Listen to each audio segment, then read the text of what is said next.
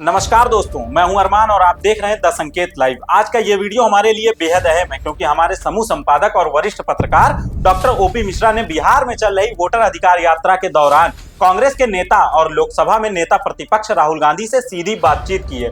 राहुल गांधी से ये इंटरव्यू किसी आरामदायक स्टूडियो में नहीं बल्कि जनता के बीच यात्रा के दौरान हुआ। सवाल गंभीर थे और जवाब भी उतने सीधे। तो आइए आपको सुनवाते हैं राहुल गांधी के तेवर और उनके संदेश। डॉक्टर साहब की लेखनी में न तो सत्ता पक्ष का पक्षपात दिखता है, ना ही विपक्ष का, बल्कि एक निष्पक्ष और संतुलन दृष्टिकोण झलकता है। उन्होंने मुझे भी यही सिखाया है कि पत्रकारिता में निष्पक्षता और सत्य के प्रति समर्पण ही सर्वोपरि है। सबसे पहला सवाल था, बिहार में ये जो वोटर अधिकार यात्रा चल रही है उसे आप कितना कामयाब कहेंगे? प्रश्न को सुनने के बाद राहुल गांधी ने हाथ उठाकर जवाब दिया, सामने और पीछे, दाएं और बाएं, चारों तरफ आप देख लीजिए, लोग ही लोग दिखाई पड़ रहे हैं। ये इस बात का सबूत है कि लोग अपने अधिकारों और कर्तव्यों को लेकर जागरूक हैं। ये भीड़ सरकारी भीड़ नहीं है जैसे अभी गया में प्रधानमंत्री के लिए जुटाई गई थी।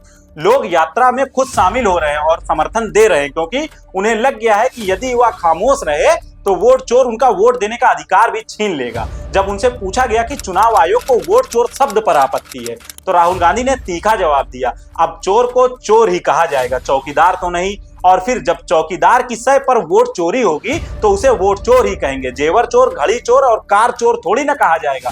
राहुल गांधी से यह भी पूछा गया कि क्या इस यात्रा में जुट रही भीड़ बदलाव की निशानी है तो उन्होंने कहा, जब आंधी चलती है तो बड़े बड़े पेड़ गिर जाते हैं, wait and watch. Doctor OP Mishra ने जब यह सवाल किया कि क्या बिहार में चल रही वोटर अधिकार यात्रा उत्तर प्रदेश के विधानसभा चुनाव से पहले वहां भी जाएगी, तो राहुल गांधी ने कहा, इस पर इंडिया अलायंस मिलकर चर्चा करेगा और समय आने पर आपको सूचित करेगा। लेकिन उन्होंने ये भी साफ किया है कि ये कोई प्रयोग नहीं बल्कि वोट चोरों के खिलाफ आम आदमी का आक्रोश है।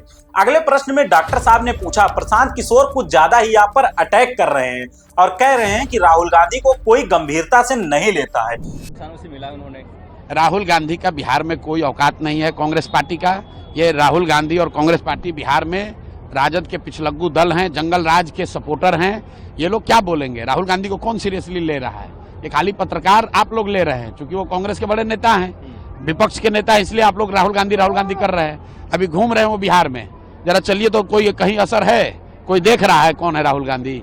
राहुल गांधी पूरा महागठबंधन जितनी ताकत लगाकर उनके सभा में भीड़ लाता है, भीड़ से ज्यादा झंडा दिखाता है, उतना हम लोग गांव में सभा करते हैं तो उससे ज्यादा लोग आ रहे हैं। पूरा इंडिया गठबंधन उनके यात्रा में आने वाला है, क्या कुछ फर्क पड़ेगा? कोई फर्क नहीं है। राहुल गांधी और कांग्रेस की बिहार में कोई बिसात नहीं है।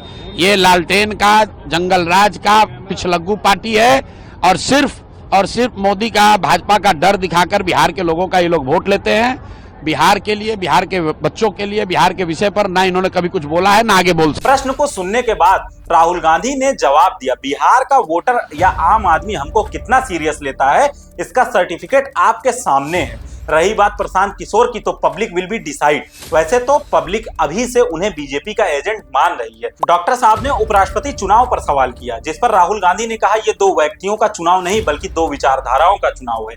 एक तरफ गांधी की विचारधारा है, दूसरी तरफ गोडसे और सावरकर की। प्रधानमंत्री मोदी की डिग्री पर जब सवाल किया गया तो राहुल गांधी ने चुटकी ली, जिसके पास डिग्री होती है वो दिखाने में शर्माता नहीं है और जिसके पास डिग्री नहीं होती है वो बहाने ढूंढ ही लेता है। ये थे लोकसभा में नेता प्रतिपक्ष राहुल गांधी जिनसे हुई खास बातचीत के अंश। अब बड़ा सवाल ये है कि क्या बिहार की ये भीड़ क्या सिर्फ भीड़ है या सच में बदलाव की आंधी के संकेत? मैं हूं अरमान और आप देख रहे थे द संकेत लाइव।